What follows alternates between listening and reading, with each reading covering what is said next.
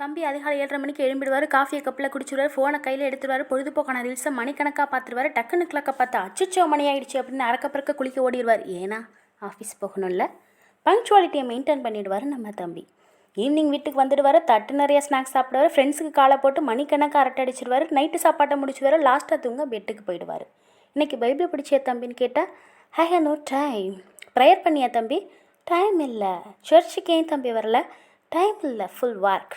எதை கேட்டாலும் தம்பி சொல்கிற ஒரே பதில் டைம் இல்லை, டைம் இல்லை. இதுவே ஏதாவது ஒரு கஷ்டம் வந்துட்டால் தம்பி டக்குன்னு ஃபாஸ்டிங்கை போட்டு 3 மணி நேரம் முழங்கால் நின்றுடுவார். கண்ணீர் ப்ரேயர் பண்ணிவிடுவார். தம்பி நான் ஒன்று கேட்குறேன், நீங்கள் தேடி வர நேரம் எஸ்ஸப்பா ஐ ஹாவ் நோ டைம்னு சொல்லிட்டா என்ன தம்பி பண்ணுவீங்க? நான் சொல்கிறத யோசிச்சு பாருங்க தம்பி. Facebook, Twitter, WhatsApp ஆக்கறியே பைபிள தொட கூட நேரம் இல்லையா? Gmail, இமெயில் பண்ணு